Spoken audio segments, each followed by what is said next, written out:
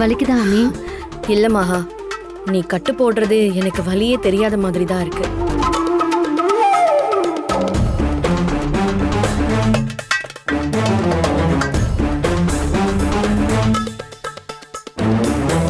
அந்த chain snatcher என்னை வெட்டியிருக்க வேண்டியது. நான் அனுபவிக்க வேண்டிய மொத்த வலியையும் இப்ப நீங்க அனுபவிச்சுட்டு இருக்கீங்க. மகா, அவன் உன்னை வெட்டியிருந்தா உன் உயிருக்கே ஆபத்தாயிருக்கும். அக்கா உன்னையும் காப்பாத்தி கொடுத்துருக்கா.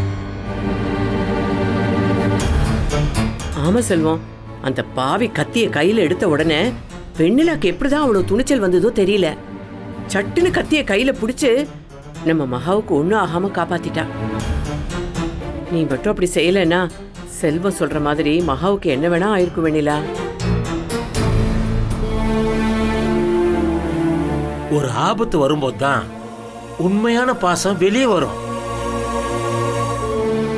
இதே பாசம் ஆரம்பத்துல இருந்து இருந்திருந்தா இந்நேரம் மகா கார்மெண்ட்ஸ் கம்பெனியா ஆரம்பிச்சிருப்பா.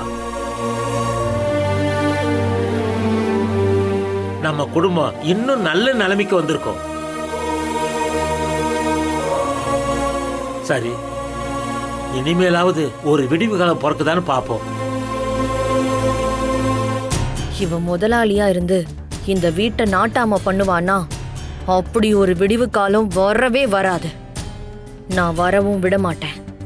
அதுக்காக தானே இவ்வளோ பெரிய ரிஸ்க் எடுத்து ஒரு நாடகத்தை போட்டிருக்கேன்.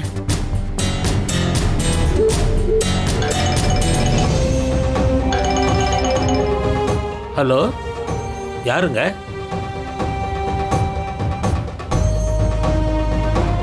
ஆமாங்க, கதிர் அப்பதான் பேசுறேன். அப்படியா? எனக்கு தெரியாதுங்களே.